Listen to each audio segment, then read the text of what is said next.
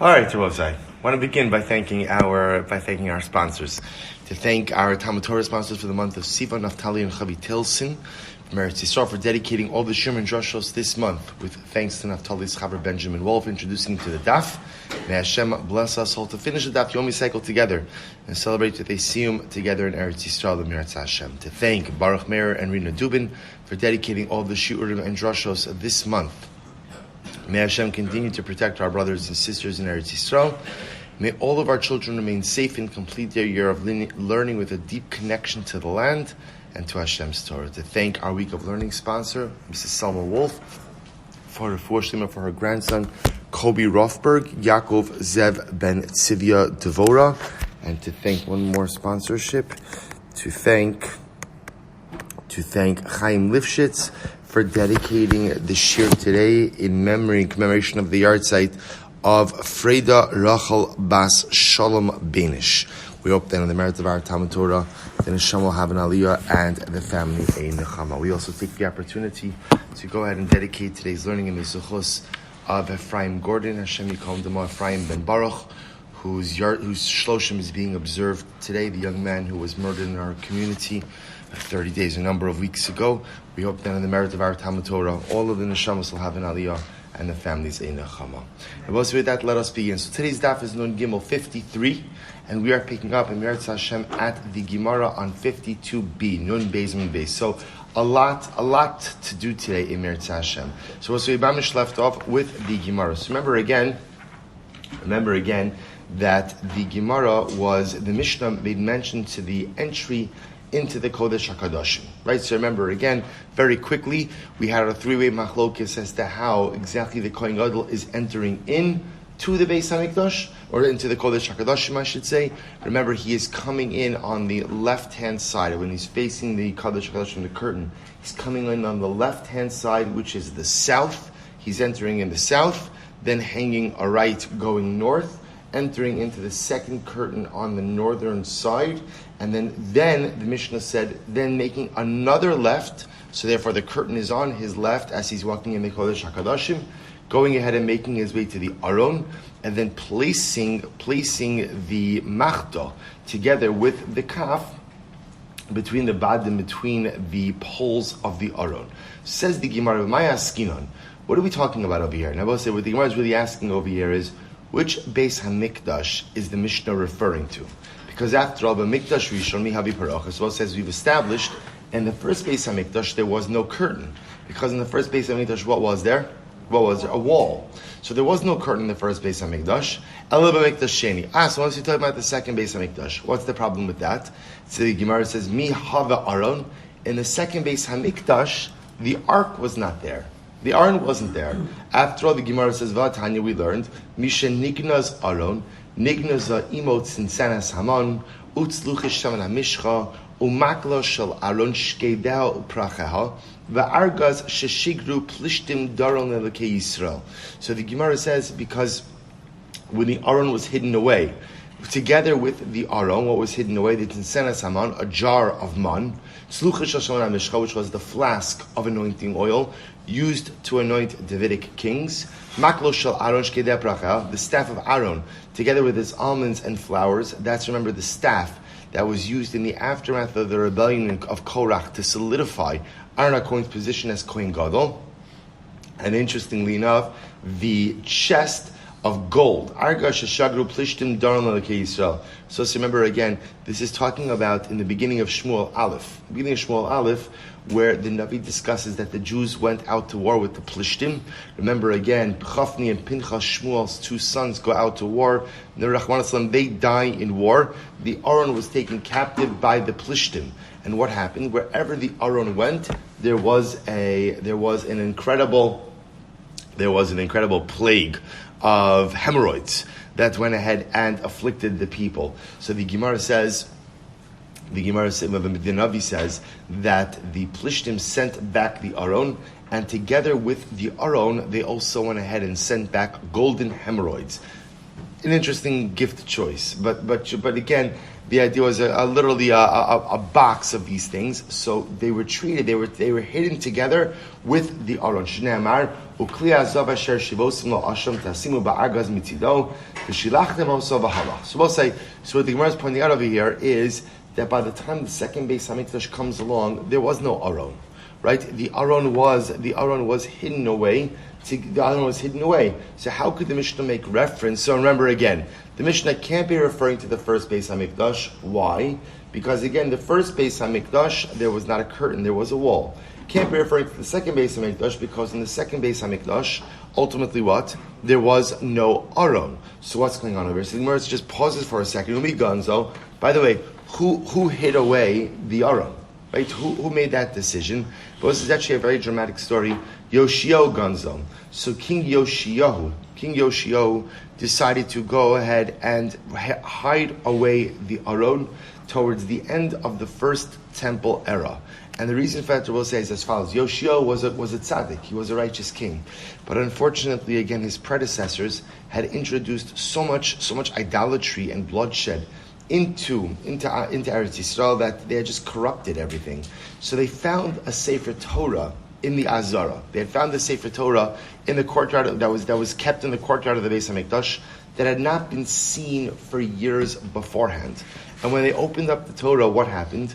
Ra'u mashaganas ra'u shakasav v'yolech Hashem oscha v'es malkicha asher tasim alecha. So what happened? When they opened up this Sefer Torah, so they went ahead and they found it wound to the section of the Tochacha.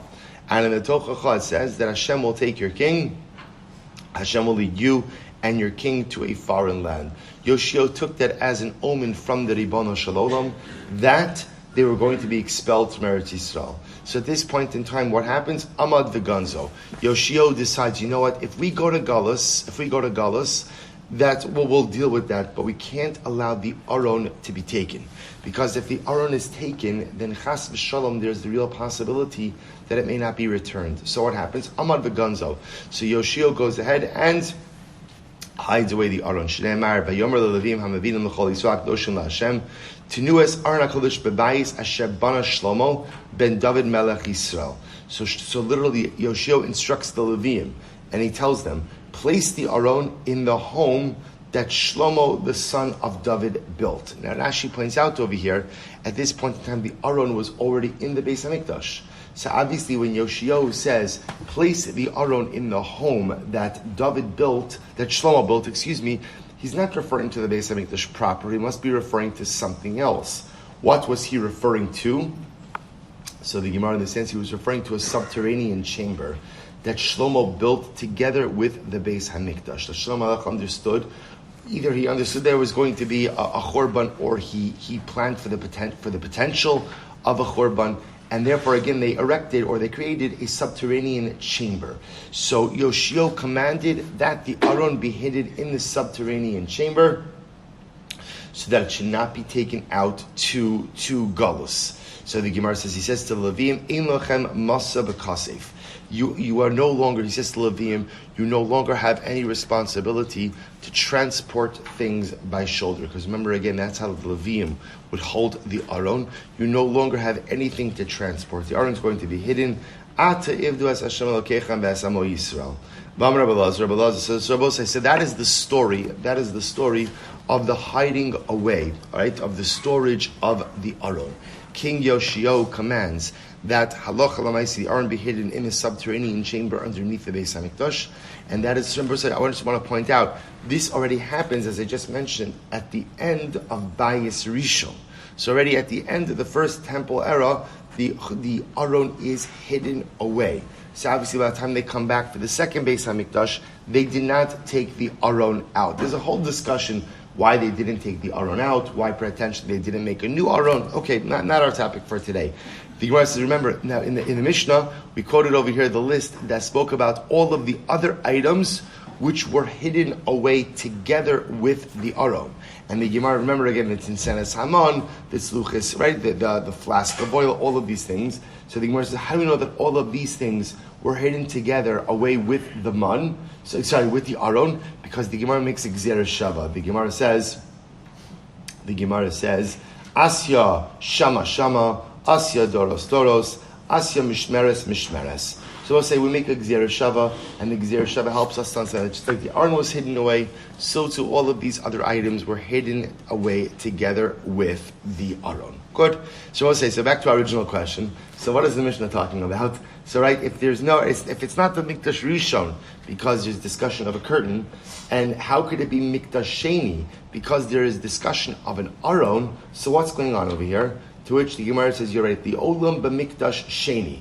In reality, we're talking about the second Beis HaMikdash, Umayhi Gia Aron, and what does it mean when it says that the Kohen Gadol got to the Aron? Makom Aron.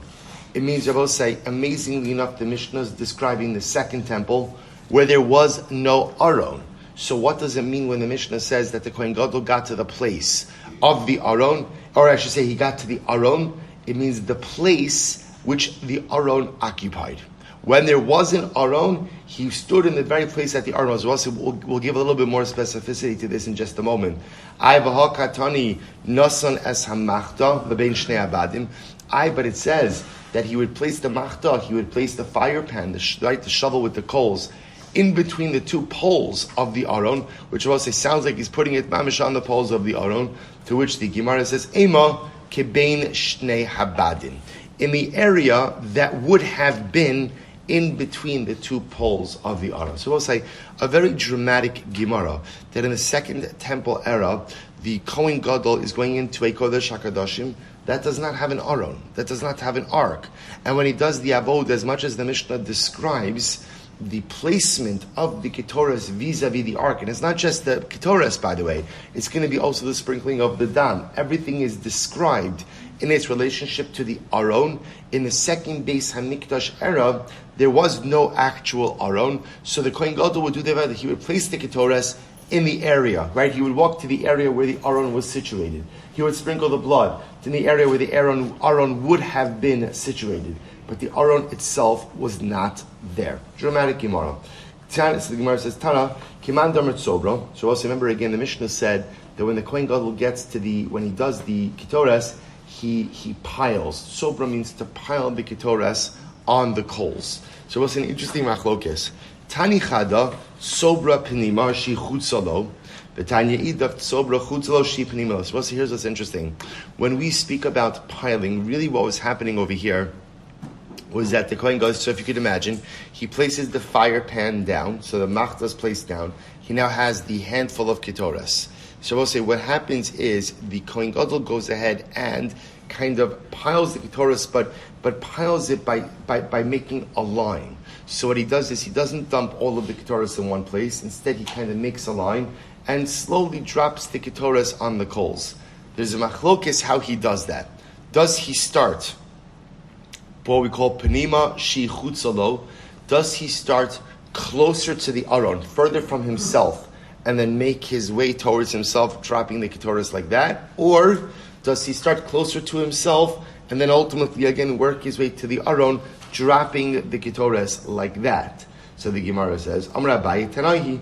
Abaye says, Machlokes Tanoim, how he went ahead and placed the ketoras on the coals. Amar Abaye, Mistaber Kiman da Amar penima shi chutzalo. And Abaye said it would appear that it makes most sense that he would do what's called Pnima Shi Chutzla, which means start further away, and make your way towards yourself. Why? So the Gemara says, Disnan Melamdin also, because when we teach the Kohen Gadol the Ketoras service, they would say to him, Hizoyer, top of Nun Gimel, Hizoyer Shelo Taschel Mipanecha, Shema Tichva. Since that they would say to him, be careful, don't start the Ketoras close to you and make your way towards the Aron. Why? What could happen? You'll get burned. Why will you get burned? Because let's remember again, as soon as he drops the Ketoras, it produces smoke. So that smoke could be very hot. So therefore the Gemara says it makes most sense that he would start kind of dispensing the handful of Ketoras on the coals furthest away from him, right, which is essentially next to the Aron, and go ahead and make his way towards him. Incredible. Tan Rabbanon. V'nosenes haketoras ala ish lifnei Hashem. Shabbos said, the Gemara says, quoting the pasuk, that the pasuk says, you shall place the ketoras on the fire lifnei Hashem, before God. What do we learn from that? Shelo yitakim mibachutz v'ikanes. it means that you're not supposed to put the Ketores on the fire outside of the Kodesh HaKadoshim. Rather, again, the Ketores must be placed on the coals where? Lifnei Hashem. And what does Lifnei Hashem mean? Before Hashem, in the Kodesh HaKadoshim. The Gemara says, Lahotzi mi liban shal tzdukin, sha'omrim yitakin mi bachutz v'ikanes. Because I will say this comes to dispel the notion of the tzdukim. We've seen this already a number of times. Because what did the tzdukim say? The tzdukim held that halacha l'maisa, you were really supposed to place the ketores on the coals outside of the Kodesh HaKadoshim and walk into the Kodesh HaKadoshim with the ketores already on the coals. So the Gemara says, "My darish." Well, because what do the tzdukim darshan? So ki ba'anan era'eh ala kaporas. Because we'll say the pasuk says, with a cloud, which was referring to the cloud of the ketores, I will be seen al hakaporas when you come to the lid of the aron. Melamed sheyitakin mi bachutz v'ikanes. So we'll say, interestingly enough, the way that tzdukim interpret the pasuk is, by the time you come in to meet God in the Kodesh HaKadoshim, there must already be the cloud of the ketores. That's how the Gemara, that's how the tzdukim understood the pasuk. So we'll say this is one of the most fundamental machloksim between the tzdukim and the Prushim, ultimately again by the Yom Kippur service. The tzdukim believing that the ketores had to be placed on the coals outside of the Kodesh HaKadoshim, and that the coin goes in with the cloud of ketores. And again, the Rabbanim believing that no, you put the ketores on the coals inside of the Kodesh HaKadoshim. So the Chacham said to the tzdukim, "V'lo kvar ne'emar v'nosanas haketores ala eish lifnei Hashem." But the Rabbanim said to the tzdukim, but the pasuk says, you shall place the ketores on the fire, lifnei Hashem, before God, right? Which indicates to us that halacha l'maisa, the ketores must be placed on the fire on the fire in front of God, meaning the Kodesh HaKadoshim. To which the Gemara says, Im kain ma tamud lomar ki ba'anan era el hakapores.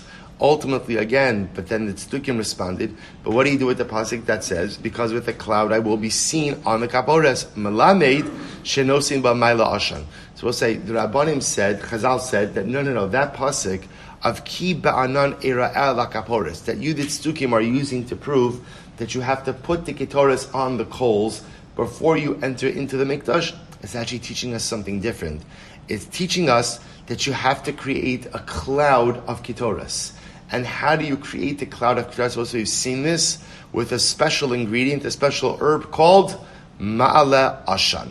But remember, again, we've seen this before when we were speaking about the Avatinas family and their unwillingness to share the secret, what's the word? The secret formula. Thank you. The secret formula to the ketores. So interestingly enough, one of the most unique pieces of the ketores was this ma'ale ashan. Was this herb that allowed the smoke to ascend in a straight pillar.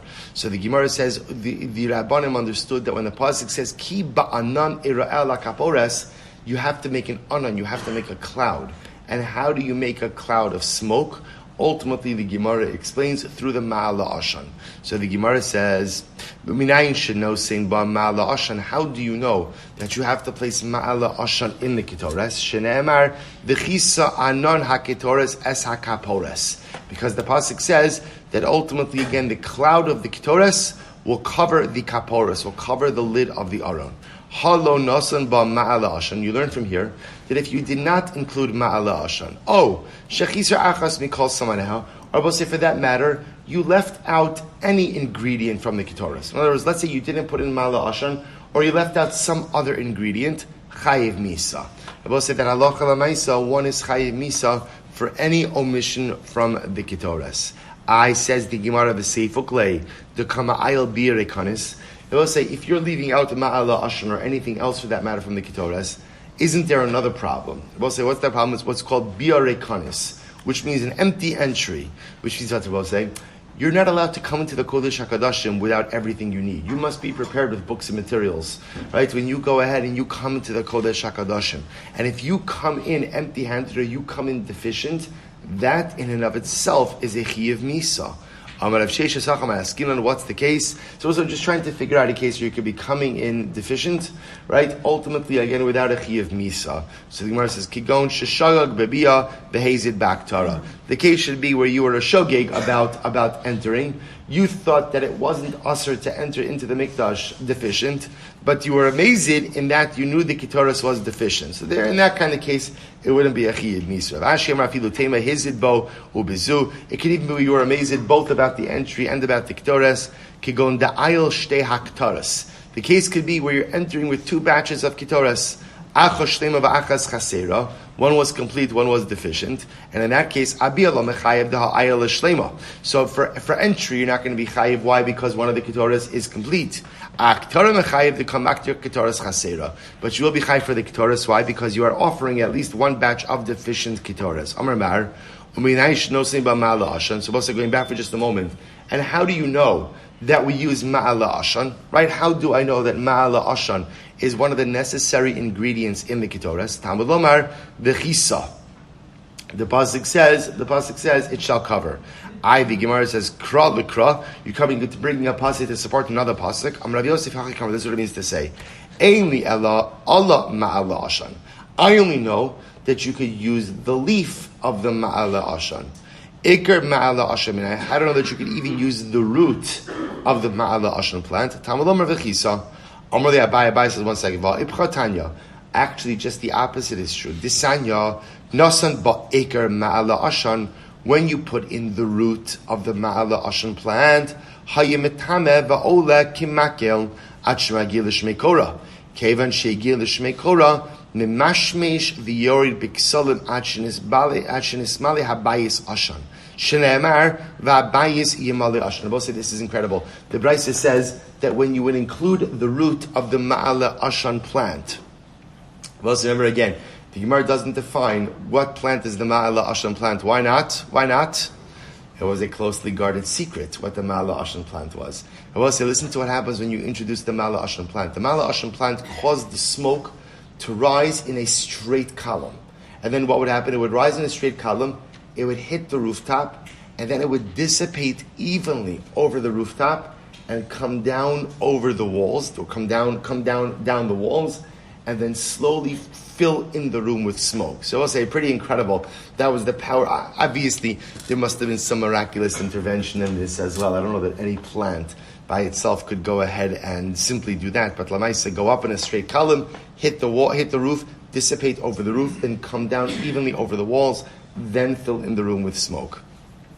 So the Gemara says, Rather, Abai said this was a third wide line, Nun Gimel Amud Beis 53a. So Abai says like this, Sachi Kamar, Ainli Ela Ikar Mala Ashan, Ala Mala Ashan Minayin. So Abai says just the opposite. I only know that you could use the root of the Ma'ala Ashan plant.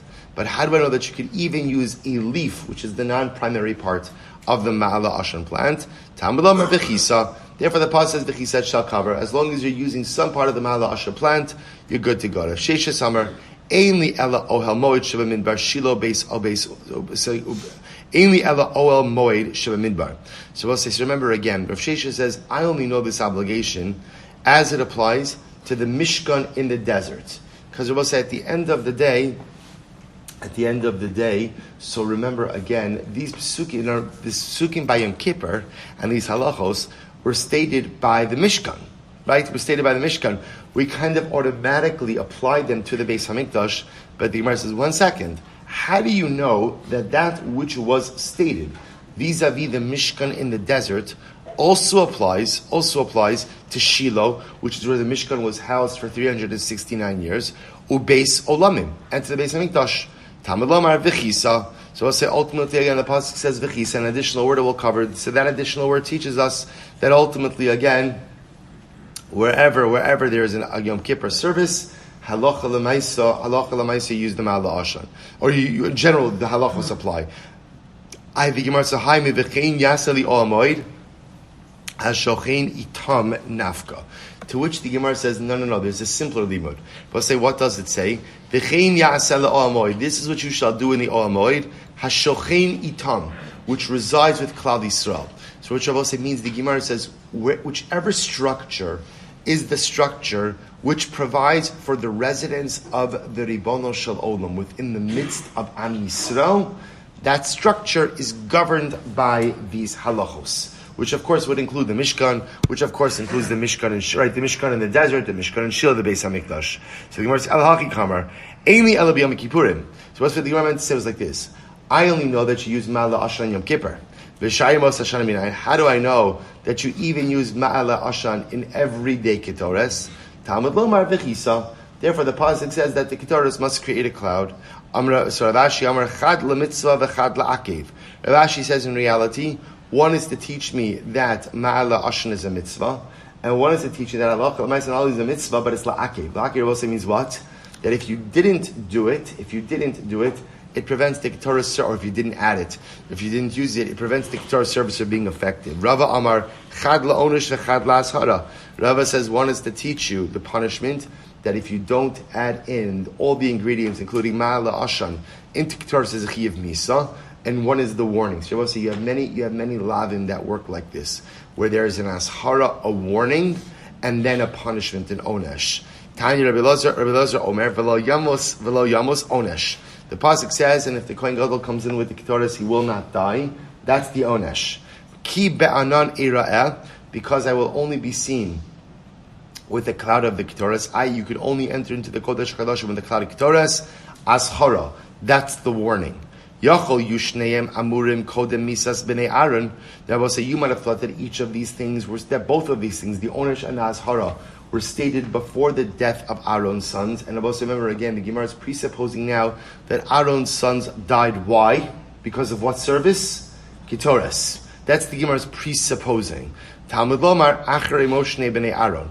Yachol yushneim amurim achar misa shnei b'nei Aaron. You might have thought that ultimately again, both the ashara and the onesh were both said after the death of Aaron's two sons, to which the Gemara says, Talmud Lomar, Ki ba'anan ira'eh la'kapores. Ha'ketzad, azhara kodem misa, va'onesh achar misa. But interestingly enough, the warning regarding deficient ketores was said before the death of Aaron's two sons, and the punishment regarding deficient or abnormal ketores was said after the death of Aaron's two sons. My Talmuda, what exactly is the limud? Amarava Amakra, Ki ba'anan ira'eh.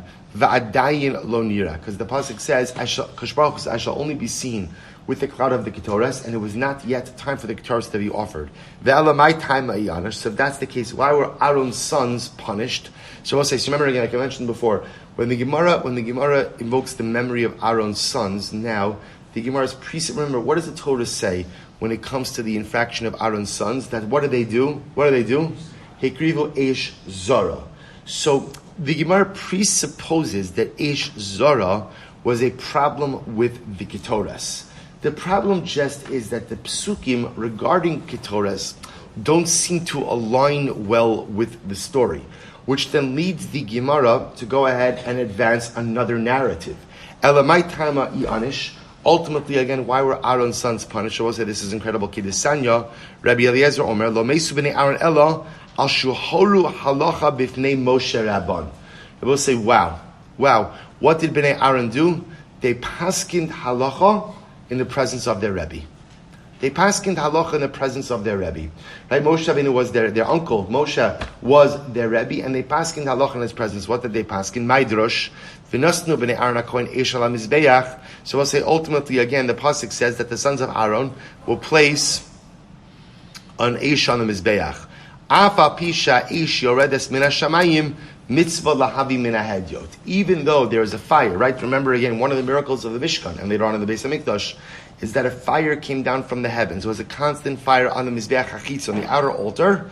Nevertheless, there is still a mitzvah to kindle a man-made fire. So they paskin this halacha in the presence of Moshe, their Rebbe. Now I will say, were they correct? Yes. Brothers, the ruling was not erroneous, right? The ruling was absolutely unequivocally correct. Even though there is a fire that comes down from Shemayim, there is an obligation to kindle a man-made fire. What was their mistake? Not in the psak, but rather what? In the manner in which it was delivered. They paskind halacha in front of their Rebbe, and therefore they died. And Rabbi said that's why the Torah says that they were makrid eish zara. Eish Zara says the Gemara is not a reference to Ketores. What's the alien fire? Is that they paskin regarding the fire of the outer Mizbeach, that even though a fire came down from Hashem, you still have to kindle a man-made fire. So they were right, they were correct, but they were wrong in ultimately, again, how they delivered the information. Which gives us two incredible lessons if you think about it. Number one is sometimes you could be right in what you're saying and what you're doing, but fundamentally wrong in the way you are delivering the message. Which I will say is maisim b'chol yom. Right? I want to say something to someone, I'm 100% correct in what I'm saying. But the words I use, the tone I use, the context in which I deliver the message is just so profoundly wrong. So right, it's incredible, it's tragic. Nadav and Abihu are correct, but they deliver the information in a dramatically wrong way. You'll ask yourself, I understand you're not supposed to pass an halacha in front of your Rebbe, because at the end of the day, that's considered to be a slight to the honor of the Rebbe, which is the honor of Kavod Torah. Why such a significant death? Also, you have to understand something. Remember that when it came to Moshe Rabbeinu and Aaron's sons, they were teaching Klal Yisrael the concept of Mesorah. And what does Mesorah mean? Moshe kibel Torah misinai, umasra Yoshua, Yoshua the Zekanim the Nevi'im. There's a progression, and there is a respect for the transmission of Torah, and for the sons of Aaron to go ahead and paskin halacha in the presence of their Rebbe. Moshe Rabbeinu was a fundamental disruption to the Mesorah. And once you chas v'shalom disrupt the Mesorah of Klal Yisrael, it's cataclysmic, right? It has the ability to be a tragedy of epic proportions. And therefore, HaKadosh Baruch Hu, unfortunately, had to punish them in such a dramatic and overwhelming way. Incredible. So also, let's go weiter. Yatsu balo derech knisasa. So also remember again, we're jumping a little bit, although we'll jump back to the Kodesh HaKadoshim in just a bit, but now, we're quoting the Mishnah that says that when the Kohen Gadol would leave the Kodesh HaKadoshim, how would he leave? He would leave the way he came in, which also meant he would walk out backwards. He would not turn his back to the Aron. Instead, he would walk out facing the Aron and just walk out backwards. Says the Gemara, from where do we know this? How do you know the Kohen Gadol has to walk out backwards? Amar Shlomo Bar Nachmani, Amar Rabbi Yonasan, Amar Kra, V'yavo Shlomo lebama asher begivon Yerushalayim. Shlomo came to the Bama that was in Givon, Yerushalayim. Now both say Givon is another city. Remember again, before Shlomo Melech built the Beis Hamikdash, what we call the Bama Gidola, the central altar for communal service, was in a place called Givon, which was a distance from Yerushalayim. So the pasuk says that Shlomo came to the Bama that was in Givon, Yerushalayim. What does that mean? There is no Givon, Yerushalayim. There's Givon and there's Yerushalayim. V'chi ma inyan Givon eitzel Yerushalayim ela makish yitziaso mi Givon v'Yerushalayim lebiaso Yerushalayim the Givon. Rather, the Navi is equating Shlomo's departure from Givon to go to Yerushalayim to his entry from Lebiaso Yerushalayim the Givon. Watch this. Mabi Asam Yerushalayim the Givon. I will say, just like when Shlomo was leaving Yerushalayim and coming to Givon, Panav Klape Bama. Right? I will say, when Shlomo entered Givon, what was his posture? He was facing the Bama. Right? He was facing the Bama. The Gemara says, "Af yitzi aso mi Givon v'Yerushalayim panav klape bama." So Rabbi will say, when he would leave Givon and go to Yerushalayim, he was what?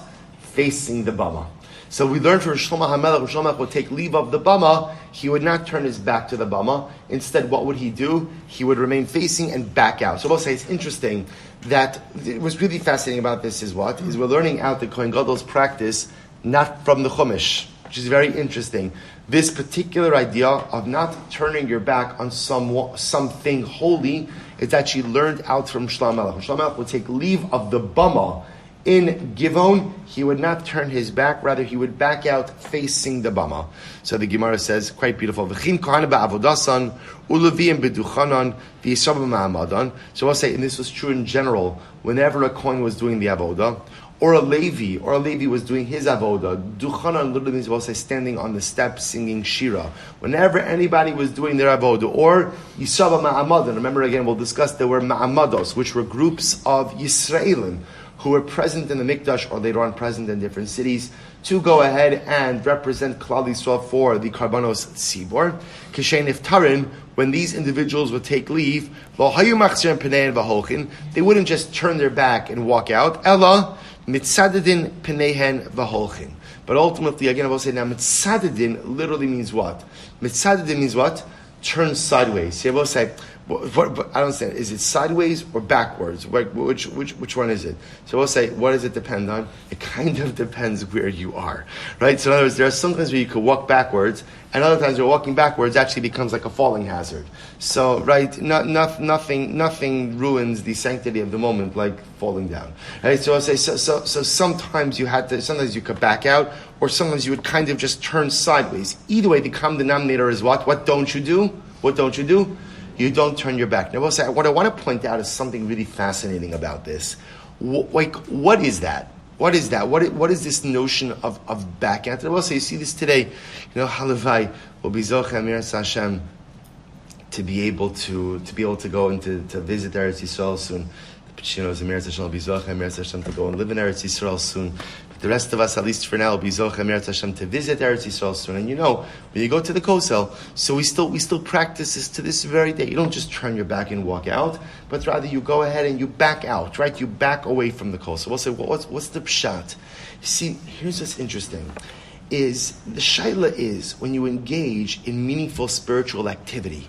So at the end of the day, is that just simply an episodic event amongst other episodic events? Like, what did you do today? Kohen Gadol, what did you do today? I offered Ketores, I ate lunch, I played a round of golf, right? I went and spent time with the grandkids. Like, what did you do today? So are the Dvarim Shebekdusha in life just another thing we do? And I come and go, right? So I go ahead and I go to the grocery store. So no one backs out of 7 Mile with their face looking, clappe the chitzon. 7 Mile. I mean, some people relate to food like that. That's for sure, right? But Lamaisa, why? Because it's just another thing on my to-do list for today. In other words, it's not special. It's not meaningful. It's just another thing that has to get done. So how do you distinguish between things that have to get done and things that are of real importance and real meaning? And the nafkamina is, when something just has to get done, you get it done and what? Move on, because those stuff has to get done. When something is much more meaningful, you take leave of it in a more dramatic way. I recognize that I had the opportunity to do something dramatic. I know that I can't stay here forever, but I'm withdrawing slowly. How you leave something is really reflective of how you feel about that thing. I will say that's why even, it's a little bit more complicated during weekday mornings, but even how we take leave of shul, right? How a person takes leave of shul, how a person takes leave of davening, how you take leave of anything is reflective about how you feel about that particular thing. That's what I'm saying. Weekday davening might not be the best example of this because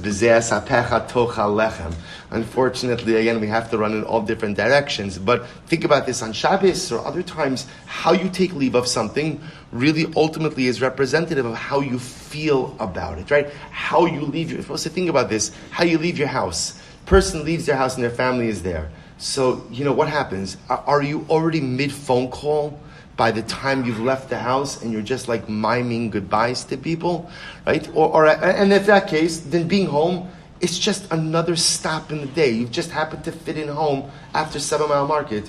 Or does a person kind of walk out in a way which shows, this is such an ikar of my life. I just have to go somewhere else. I can't stay here forever. The Kohen Gadol also can't stay in the Kodesh HaKadoshim forever. He's got to make his way out. But how you take leave of something is representative about how you feel about it. I will say similarly again, V'chin Talmid haniftar me'rabo. So too, when a Talmid takes leave of his Rebbe. A Talmud takes leave of his Rebbe. Lo yachzir panav v'yelech. We'll say, this is incredible. When I take leave of my Rebbe, I don't just turn my back and walk out. Rather, elamitzadet panav v'holech. I turn sideways a little bit and I walk out like that. Right? Why? Same idea. Is this just another interaction? It's just, hey, what's up? Right? Hey, what's up? Just another interaction amongst a day of social interactions. Okay, this person just happens to be my Rebbe. Fine. Or is it no? This interaction is different. This is a different kind. When I interact with my Rebbe, when I interact with the person who teaches me Torah, it's a different kind of interaction. Am I staying with him the whole day? So let's be honest. I don't want to stay with my Rebbe the whole day, and my Rebbe doesn't want to stay with me the whole day, and that's okay. That's okay. We've all got things to do. But how I take leave of that interaction is so dramatic. So the Gemara says, the Gemara tells some great stories. El Kiha Rabbi Lazar, Kad Hava Miftra Minei Rabbi Yochanan. Also, when Rabbi Lazar would take leave of Rabbi Yochanan, so I'll say this is Kad Hava Bay Rabbi Yochanan L'Saguye. When Rabbi Yochanan would leave, Hava Gochin Kai Rabbi Lazar Aduchtei.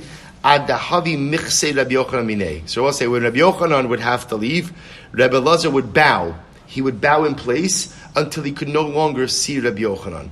They can't have a by Rabbi Lazar l'saguye. And when Rabbi Lazar had to take leave, have a kai azul achori ad demichse min Rabbi Yochanan. Rabbi Lazar would walk backwards away from his Rabbi Yochanan until he could no longer see him. So again, if his Rebbe had to leave, the Talmud would bow until his Rebbe was out of sight. And if the Talmud had to leave, then ultimately again he would walk backwards until he couldn't see his Rebbe. But see, listen to this story. Rava kat hava miftar minei Rabbi Yosef. Rava, when he would take leave of his Rebbe, Rabbi Yosef, hava azul la'achorei ad deminag von kare umistaven askufsa de be Rabbi Yosef dama. Well, listen to this. Rava, when he would take leave of his Rebbe, he would go and he would walk backwards until he wasn't able to see his Rebbe. And what ended up happening is he would end up bruising his legs and cutting himself because he did not see where he was going until there was blood all over the doorway of Rav Yosef. So the Gemara says, Amud Beis, Amrulei Rav Yosef, Hachi Avid Rava. So I will say, listen to this. Remember, Rav Yosef was blind. The Gemara says, Rav Yosef, the Gemara calls him Saginar. He was blind. So they told Rav Yosef about this incredible behavior of Rava. So the Gemara says, Hachi Avid Rava, Amrulei, and Rav Yosef said, Amrulei, Yehei Rava ditarum reishech akula karcha. It should be the will of HaKadosh Baruch Hu that Rava should become the Rav of the entire city. Now what does one thing have to do with the other, walking back to becoming the Rav of the entire city?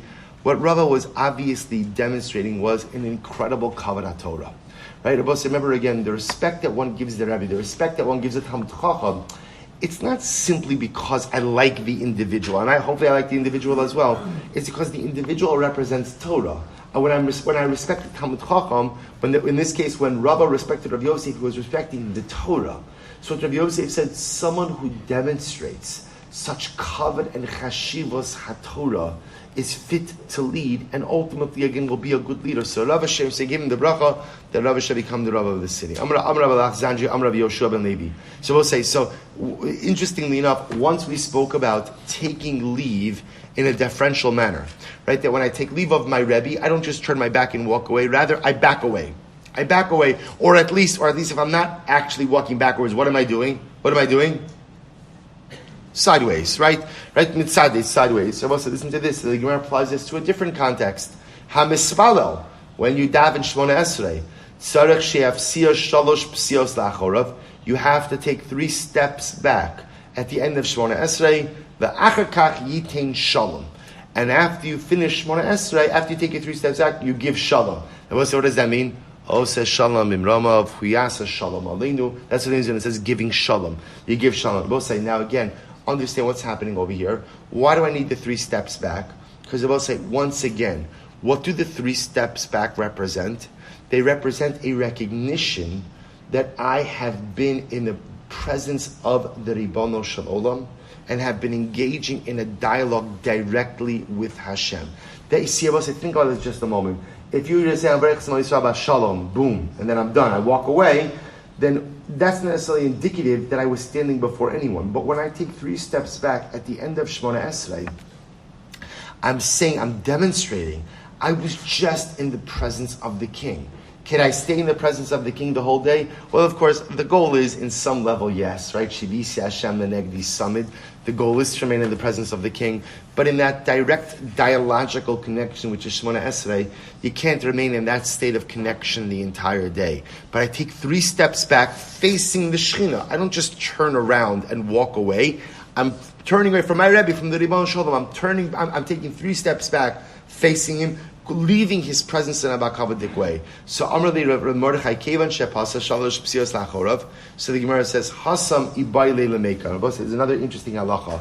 Rav Mordechai says when you take your 3 steps back, you should remain there for a little while.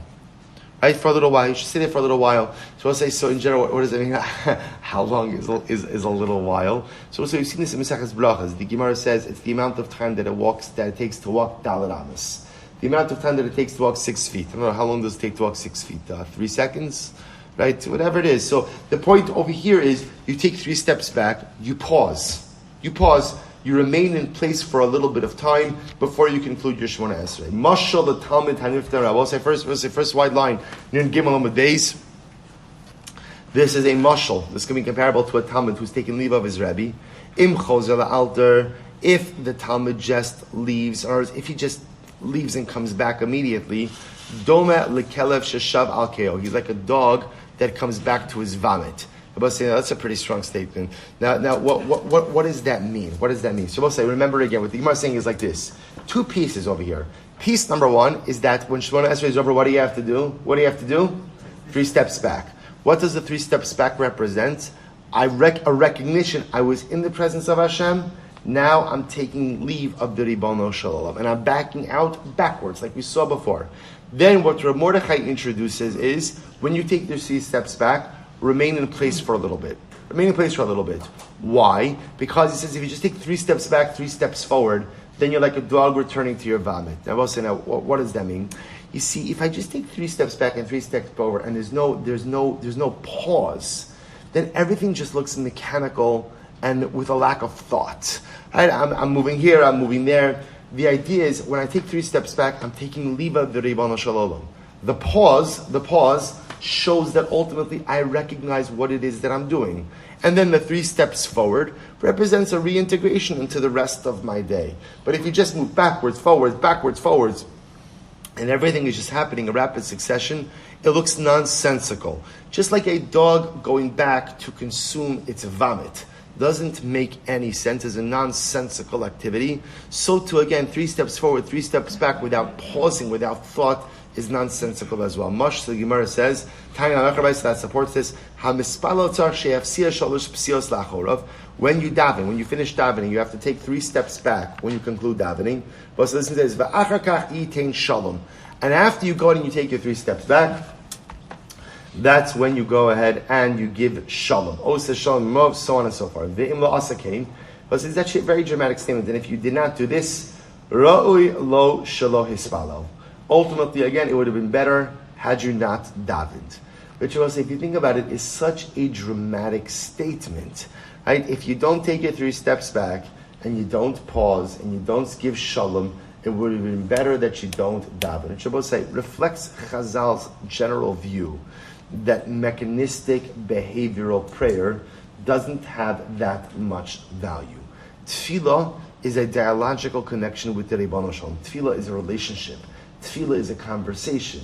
And if it just becomes something mechanical, Chazal said, it doesn't really mean all that much. It doesn't really mean... Now, I want to point out, there are other philosophies regarding prayer that may disagree with this a little bit. That even mechanistic tefillah is incredibly powerful. Why? Because it will say sometimes, even if you don't feel it, there is a maila in showing up. Right? There's a maila in showing up. In fact, I would venture to say, I know very few people who have kavana 3 times a day in Shemona Esrei. Real kavana 3 times a day, and I include myself in that as people who don't have kavana 3 times a day in Shemona Esrei. But yet we do it. Because I will say, there is a maila to showing up. There's something to be said by being vested in a relationship and saying, Kadosh Baruch Hu, you know what, I'm not totally feeling it today, but I'm here. And I will say that is profound, because think about it, in any relationship, right? I will say in any single relationship, is a person always present? Of course, everybody has to nod their head. Yes, of course. I'm always present in my marriage, right? I'm always there. I'm always in love. It's always just like we're under the chuppah, right? It's one long. Yeah, keep saying it. And if you say it enough, maybe you'll believe it. But we all know deep down it's not true. Sometimes you're more in love. Sometimes you're less in love. Sometimes you're more engaged. Sometimes you're less engaged. Sometimes you're more present. Sometimes less. But the ikr is you got to keep showing up, because the moment you stop showing up, the moment you stop being present, is the moment the relationship begins to fray. Every relationship has moments of greater and lesser engagement. But the power of tefillah is, I say, Ribono Shel Olam, no matter how I'm feeling, Shachris, Mincha, Ma'ariv, I'm here. I'm showing up. But yet again, the Gemara says on a more purest level, the Gemara says, if you're not taking 3 steps back and you're not pausing and you're not giving shalom, then you don't understand what you're doing. And if you don't really understand what you're doing by living, by dialoguing in the presence of the king, then at the end of the day, better not to daven at all. So that is it's beautiful and more of a purist approach. Incredible. Umishum Shmaya Amru Shenosein Shalom Liyamin Va'achar Kach L'Smol. They both say when giving shalom, meaning at the end of Shemona Esrei, first you do shalom to the right and then to the left. Shneimar mimino eish das lomo, because the pasuk says literally again from his right hand he gave a fiery Torah. Reference to HaKadosh Baruch Hu. Va'omer yipol mitzidcha elef u'revama minecha. The pasuk says that literally 1,000 will fall to your side and tens of thousands to your right. My va'omer. So what does it mean va'omer? Well, maybe you'll say when you hand something, it's just normal to hand to the right. But when it comes to Shemona Esrei and the Shemona Esrei, maybe you don't give shalom to the right first. Tashma yipol mitzidcha v'rava minecha. So we'll say, watch this. Rava chazi la'abaye diyov shama liyamina bereisha. So we'll say Rava once observed Abaye davening Shemona Esrei. And what happened? So the Gemara says, and Abaye, when he was davening Shemona Esrei, right? When he finished, he did Oseh Shalom to the right. His right. He did Oseh Shalom to his right. Amar Rava said, Misabris liyamin didach. No. It's not your right that you start with. Rather, it's l'smol didach amina dahavi yamino shel HaKadosh Baruch Hu. When you conclude Shemona Esrei and you give shalom ultimately again to your left first, which is HaKadosh Baruch Hu's right? So it's Oseh Shalom to my left first, that's HaKadosh Baruch Hu's right. Amrav Chibri Drafuna, Chazina Lahu La'abai Berava, the Pasilu Shalosh Psias Kriyach. So we'll say, by the way, that indeed is the halacha, right? That indeed is the when we conclude Shemona Esrei, we do Oseh Shalom to our left first, which is HaKadosh Baruch Hu's right. Then we go to our right, which is HaKadosh Baruch Hu's left, and then I bow forward. Right? The Gemara just ends off by saying, furthermore, again, Furthermore, again, Abaye and Rava, when they would take their 3 steps back, Rabbi say they would take it in a bowed fashion. So Rabbi say ultimately, again, they would go ahead and I will say, and this is codified in Shulchan Aruch as well. When you take your 3 steps back, you take it in a bowed posture. Incredible. So we'll say, remember again, the Mishnah said, there's so much to say on these Gemaras, but we'll be starting at 4:30 in the morning before you know it, if I don't cover some ground. So the Gemara says as follows. So my Matzi, remember again, the Mishnah said, it was a joke. The Gemara says that what happens, he would daven a tefillah kitzar. The Kohen Gadol would daven a short tefillah in the Heichal, in the Beis HaMikdash. So my Matzli, so we'll say, what was the tefillah? Right, all the Mishnah says is that the Kohen Gadol davened a short tefillah, but it doesn't say what the tefillah was. So we'll say, this is incredible. My Matli, Rava Barav Ada, Varavin Barav Ada, Tarvayu Mishmei Derav Amri, Yehirat Samofanecha Hashem Elokeinu. Listen to the tefillah. Shetei Shana Zu Gishuma Ushchuna. This year should be rainy and hot. So the Gemara says, Shchuna Mal Yusi, you want the year to be hot? So the Gemara says, Ella Ema Im Shchuna Te Gishuma. Rather, I will say with the tefillah was like this: Baruch Hu, if the year is going to be hot, it should be rainy. That was the tefillah of the Kohen Gadol, right? Rav Acha Reid Ravina Mesayim Ba Meshei Rav Yehuda Lo Ye'adi Avid Shulto Mid Beis Yehuda. So we'll say they added in a little bit more. The monarchy should not leave Yehuda, right? The scepter of rulership should not leave Yehuda. V'lo yeh imcha Yisrael, v'lo yeh amcha Yisrael, I'm sorry, tzrichen lefarnes zeh mizeh. And ultimately, again, the people should not have to rely on each other for parnasa. V'lo tikanis lefanecha tfilas ovrei drachim. And the tefillas of the travelers, HaKadosh Baruch Hu, should not enter in before you. So we'll say, if we bring this all together, the tefillah of the Kohen Gadol is as follows. Number one, if it's going to be a hot year, it should be a rainy year. Right? Number two, monarchy should not go ahead and pass from Yehuda. Number three, your nation of Am Yisrael should not require each other in the realm of Parnasa. And ultimately, HaKadosh Baruch Hu, you should not listen to the tefillos of the Ovrei Drachim, of the travelers. So we'll discuss each of these parts, but what I do want to point out to you is something amazing. That the bulk of the tefillah is dedicated to what? Dedicated to what? Parnasa. Parnasa. We'll say such an interesting thing. You would think that the Kohen Gadol would be both say interested. What's fun? What's notably missing from here? Any tefillahs regarding what? Ruchnius, right? Kohen Gadol doesn't daven. They should be tzaddikim. They should be yirei shamayim. They should be talmidei chachamim. But say it's a very profound idea, because at the end of the day, the Kohen Gadol understood: if there's not parnasa, where there's no gashmius, it's very hard to find ruchnius. Imein kamach. Ain't Torah. At the end of the day, people are people. While there are some people who could totally divorce themselves from their material needs and solely and totally focus on spirituality, 99% of people are not like that. I need to know that I can pay my bills before I can focus on my learning. And I need to know that I can support my family before I can focus on my neshama. And I need to know that ultimately my parnasa is settled at least to some degree before I could work on my relationship with HaKadosh Baruch Hu. Now obviously a lot of times these things come together. I could do these things simultaneously. But the Kohen Gadol says, give them parnasa. Give them parnasa. Because if their parnasa is taken care of, then in Eretz Hashem they will be able to dedicate and devote themselves to Ruchni matters. Incredible. So we'll say, let's talk about this last part. So I understand the other parts also, that the scepter of rulership should not leave Yehuda, the monarchy should stay with Yehuda. That I understand. Also, people should not need to rely on each other for Parnasa. That's also Parnasa. What about this last piece? That the tefillas of the Ovrei Drachim, the tefillas of the travelers, should not be heard by you. So we'll say, listen to this story. Rabbi Chanina ben Dosa v'ka'azal ba'archa. Rabbi Chanina ben Dosa was traveling on the road. Shada mitra alei. And it began to rain. We'll say, get ready for this. Amar ribono shel olam kala olam kula benachas v'chanina b'tzar. Chanina ben Dosa said, Rabbi Chash Baruch Hu, the entire world is comfortable. They're all indoors and dry. And me, I'm b'tzar. Pasuk Mitra, the rain stopped. The rain stopped. Ki Astala Basin, Rabbi Chanina ben Dosa came home. What happened? Amar Ribono Shel Olam Olam Kula B'Tzar, Bechanina Benachos. Rabbi Chanina ben Dosa said, Ribono Shel Olam, now everybody's B'Tzar. The farmer they need rain for the crops. We need rain for the wells. And me, I'm comfortable. Asa Mitra. It began to rain. So Rav Yosef said, My ahanya late silusi de Kohen Gadol Rabbi Chanina ben Dosa. Tell me, what good is the tefillah of the Kohen Gadol when it comes to Rabbi Chanina ben Dosa? Right? Because let's remember again, I'll conclude with this. What did the Kohen Gadol say?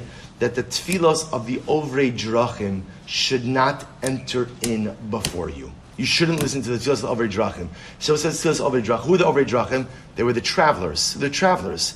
And we'll say, well, if you're traveling, think about this. You're traveling by foot. What's the one thing you daven for? What thing you daven for? No rain. So the Kohen Gadol says, Ribono Shalom, we need rain. We need rain. Remember, this is Yom Kippur. When does the rainy season start? Technically, when does the rainy season start? Sukkot. Okay, we don't daven for it until the end of Sukkot. But at the end of Sukkot, you'd have thousands, tens of thousands, maybe hundreds of thousands of pilgrims, of Oli Regel, making their way home. And what is everyone davening for in Isru Chag? Everyone's davening for the same thing, which is no rain until we get home. And the Kohen Gadol says, don't listen to them.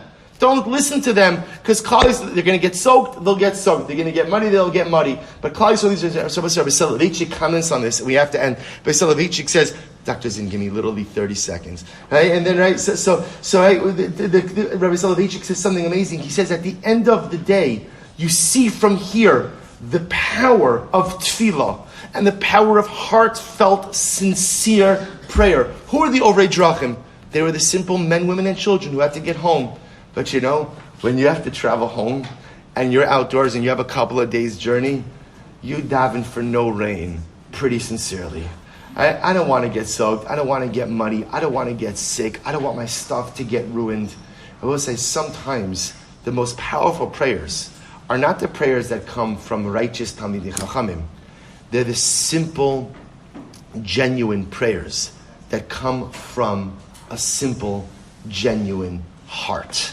Those are the most effective, powerful tefillos, to the point that the Kohen Gadol has to say to Ribono Shalom, this is going to sound very strange, don't listen to their tefillos. Don't listen to those prayers, because Klal Yisrael requires it. We'll also have to stop over here.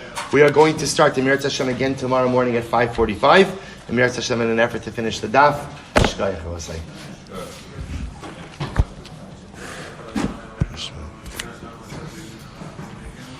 Amen.